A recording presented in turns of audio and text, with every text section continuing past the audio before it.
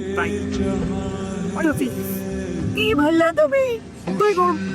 তুমি দেখলা না তোমার ছেলে একটা বয়স্ক মানুষকে তুই তো গাড়ি করতেছে। আমার কথা বলো। হ্যালো, তুই কোথাও যাবি না, তুই বাসায় আয়।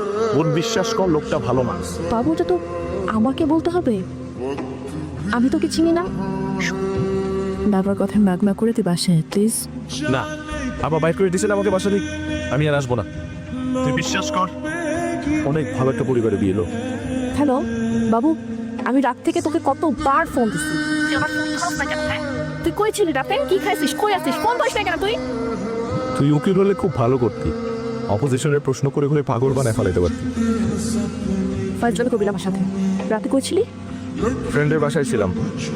ফ্রেন্ডের বাসায়? এখন কই? অফিসের বাইরে। কার অফিস? কিসের অফিস? আমার অফিস। তোর অফিস মানে? আমি একটা চাকরি পাইছি। চাকরি হয়েছে? খুব ভালো, very good, congratulation, I am so proud of you. But please বাস। বাবু টেনশন হচ্ছে সকাল থেকে, সারা রাত আমি ঘুমাইতে পাইনি তোকে নিয়ে টেনশন করে। বাসায় প্লিজ। চাকরি হয়েছে? আমার ছেলে না, চাকরি তো হবেই, জানতামই। আচ্ছা কই আছে ও? হ্যাঁ, ওকে এতবার ফোন দিতেছি, ফোন ধরে না। কই আছে বলি নাই তোকে? না, আসতে কিচ্ছু বলিনি। চাকরি হয়েছে? কার অফিস ধ্বংস করতে গেছে? হ্যালো, তুই কি বাসায়?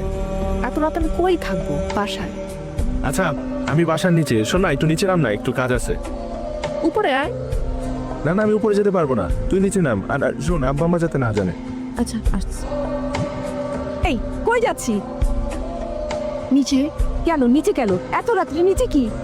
আমার একটা ফ্রেন্ড আসছে। ফ্রেন্ড? এত রাত্রে? তোর কোন ফ্রেন্ড এত রাতে আসে? মাইশা। মাইশা এত রাত্রে কেন আসছি? নোটস দিতে। ভিতরে আয়। না। উপরে আয়। না রে, উপরে আয়। আমাকে এই অনুরোধটা করিস না, সম্ভব না। আসবি না? কিসের টাকা?